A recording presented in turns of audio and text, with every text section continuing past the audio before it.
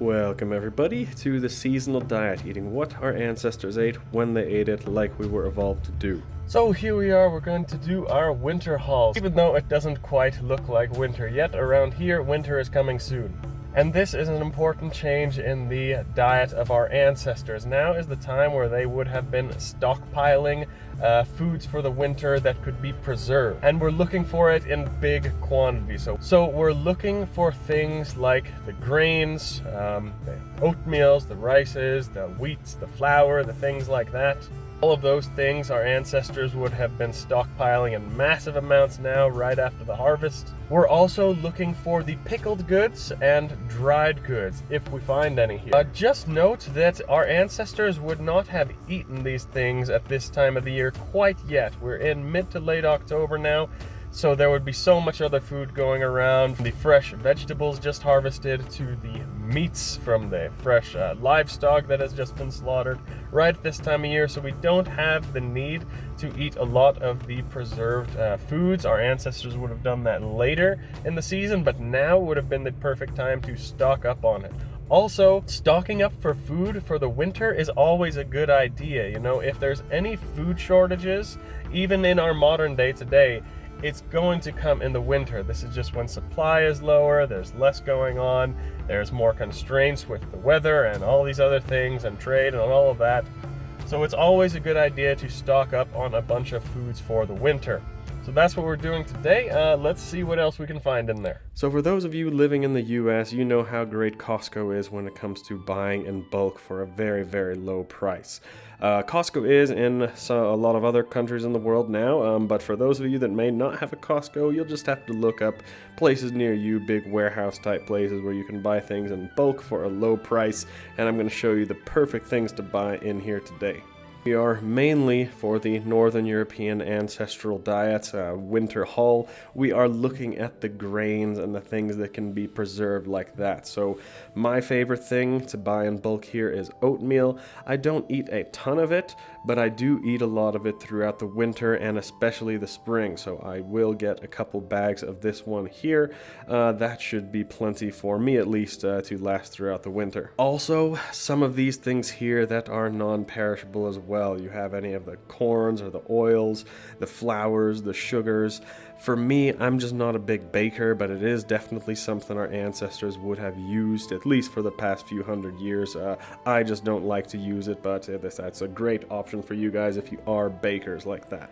This is also a great time of year to get the dried fruits like our ancestors would have done. I'm looking around here for fruits that are native to the north of Europe. I've got some cherries here. Blueberries I'm actually allergic to, so I'm not going to have those. Cranberries dried. They are native to the US, and that's where these come from, but we do have European cranberries as well. They're just not as prominent. Things like raisins too are great if you're from the south of Europe, but for me, I just don't like them that much, even though at certain times in history, the Viking Age even, and definitely the Bronze Age, grapes and raisins were available in Scandinavia. Another thing that our ancestors would have been doing is preserving things like this, like jams, you know, the peanut butters, the almond butter. Almonds are native to Europe. Peanuts are native to the US. That's why I'm not getting any peanut butter for me. But again, if you are American or have had ancestors there for a long time, peanut butter is a great option for you. There is lots of honey too. Of course, our ancestors would have stocked up on that before the winter, but I like to buy that at a different place. I don't like the Costco honey. Also, the maple syrup there if you are Canadian or if you have ancestors in North America, but I don't, so I'll stick to the honey, getting that from somewhere else.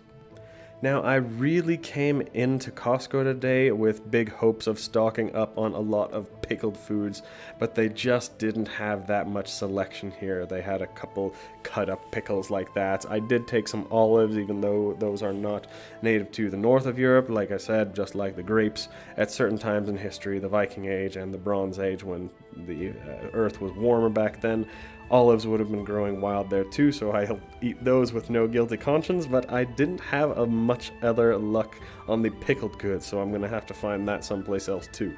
You might also want to stock up on some sauces if you like. You know, the mustards, the mayonnaises especially have all native ingredients to north of Europe. Ketchup, not so much. Those are tomatoes from South America, but definitely the mustard and the mayonnaise, even though those were not invented until quite recently in history, just a couple hundred years ago, but the ingredients in all of those are native to the north of Europe for a very long time. Here, very, very important, the spice aisle, okay? This is crucial for the winter. Our ancestors would have had big, big jars, the whole pantry filled with as much spices as they can to last them throughout the winter. I took some garlic here. That is native to the north of Europe. I'm also taking some turmeric and some cinnamon. That is not native to the north of Europe, but it has been brought to Europe along trade with the East along the Silk Road for thousands of years, so I'll take a little bit of that as well. Finishing off, this is about the only exception I will make to the ancestral diet.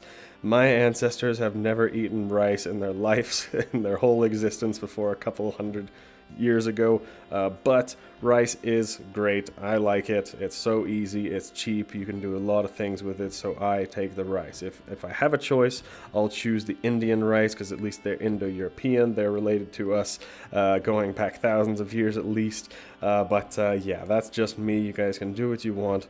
Other options might be the pastas, the grains like that. It could be the quinoas if you're from South America.